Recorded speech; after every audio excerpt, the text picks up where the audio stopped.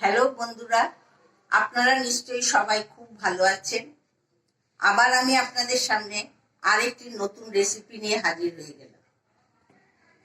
মৃদু মৃদু শীতের সন্ধ্যায় চায়ের টেবিলে আজ আমি আপনাদের সামনে একটি নতুন স্ন্যাক্স জাতীয় রেসিপি আপনাদের সঙ্গে শেয়ার করব। আসুন, আমি আজকে রান্নার দিকে চলে যাচ্ছি। ভিডিওটি পুরো দেখতে থাকুন, স্ক্রিপ্ট করে গেলে মিস করে যাবে। আজ আমি আপনাদের সামনে শেয়ার করছি কড়াইশুঁটির চপ। দেখুন, আমি এখানে কড়াইশুঁটি ছাড়িয়ে ধুয়ে জল ঝরিয়ে রেখে দিয়েছি। এখন আমি এই কড়াইশুঁটিটা গ্রাইন্ডিং মেশিনে বেটে নেব। কড়াইশুঁটির সঙ্গে আমি কুচি আদা দিয়ে দিলাম আর দুটো কাঁচা লঙ্কা দিলাম। ঝালটা আপনারা যে যেমন খাবেন সেই বুঝেই দেবেন। আমি এখানে দুটো কাঁচা লঙ্কা দিলাম আর সঙ্গে দিয়ে দিচ্ছি সামান্য নুন।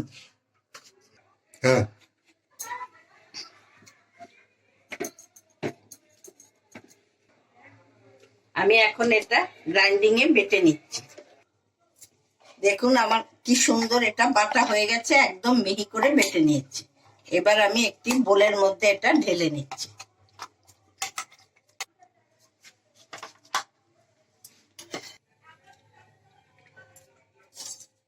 এবার আমি চপের পুরটা করে নিচ্ছি। তেল গরম হয়ে গেছে, এবার আমি পেস্টটা দিয়ে দিচ্ছি।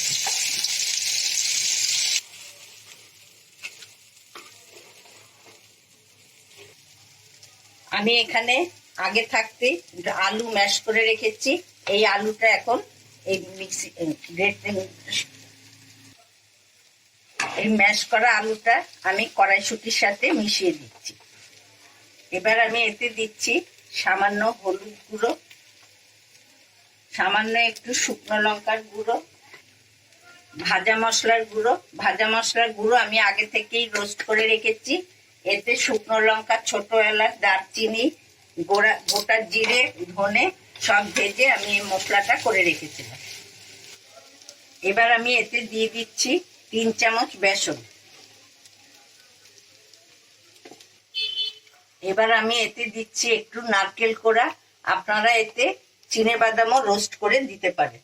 আমি ঘরে চিনেবাদাম নেই, সেই জন্য আমি একটু নারকেল কোড়া দিচ্ছি। আর দিচ্ছি সামান্য চিনি। আর নুনটা আমি বাটার সময় একটু দিয়েছি, আপনারা দেখে নুনটা দেবেন। আমি মনে হচ্ছে আরেকটু লাগবে, এই জন্য আমি আরেকটু লবণ দিচ্ছি। দেখুন বন্ধুরা, পুর আমার রেডি হয়ে গেছে। যখন দেখবেন কড়ার সাথে একটু লাগছে না, তখন ভাববেন যে পুর সহজেই রেডি হয়েছে। এবার আমি পুরটা একটা বোলের মধ্যে ঢেলে একটু ঠান্ডা হলে আমি চপের আকারে গড়ে নেব। দেখুন আমি এখান থেকে গোল করে করে নিয়ে এগুলো কটা রেডি করে নিয়েছি, আর আপনাদের সামনে আমি দুটো করে দেখাচ্ছি।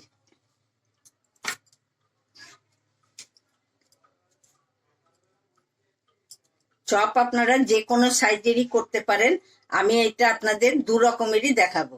একটা ডিম সাইজের করে দেখাচ্ছি, আর একটা গোল সাইজের করে দেখাচ্ছি। এ দেখুন, একটা গোল সাইজের, একটা ডিম সাইজের করে দেখালাম। দেখুন আমার এগুলো পুরো গড়া হয়ে গেছে। এবার আমি কড়াতে তেলটা গরম হতে দিচ্ছি। তেলটা গরম হতে হতে আমি এখানে 2 চামচ কর্নফ্লাওয়ার গুলে নিচ্ছি।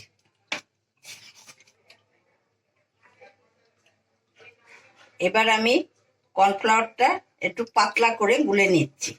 কর্নফ্লাওয়ার একটু পাতলা করেই গুলতে হবে, আর না হলে এটা ভারী ভারী হয়ে যাবে। এর সঙ্গে আমি একটু দিচ্ছি বিট নুন।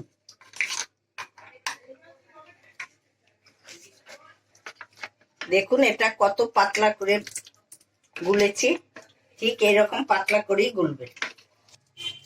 এবার আমি বিস্কুটের গুঁড়ো নিচ্ছি। বিস্কুটের গুঁড়ো নিলাম, এর সঙ্গে আমি একটু ভাজা মশলার গুঁড়ো মিশিয়ে নিচ্ছি।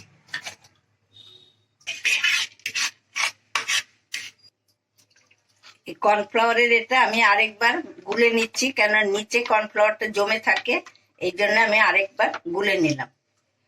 এবার আমি এতে এই কর্নফ্লাওয়ারে কোট দিয়ে নিলাম। কর্নফ্লাওয়ারে ডুবিয়ে এটি কাঁটা চামচ দিয়ে তুলবেন, দেখবেন রসটা একদম ঝরে যাবে। তারপরে বিস্কুটের গুঁড়ো কোট দেব।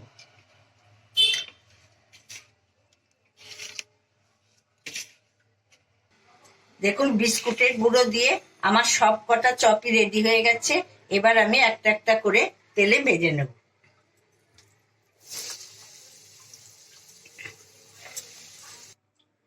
কড়াইশুটির চপ আমার রেডি হয়ে গেছে। দেখুন শীতকালে কড়াইশুটি সবার ঘরেই মোটামুটি থাকে। এই কড়াইশুটি দিয়ে যদি আপনারা এরকম একটা অতিথি এলে এরকম ডিশ তৈরি করে দিতে পারেন, তাহলে চায়ের সঙ্গে খুব জমিয়েই খেতে পারবে। আশা করছি আপনাদের এই রেসিপিটি খুবই ভালো লেগেছে। আমাকে কমেন্ট করে জানাবেন কেমন লেগেছে আপনাদের। প্রচুর প্রচুর শেয়ার করবেন। আমার চ্যানেলটি ভালো লাগলে আপনারা সাবস্ক্রাইব করবেন।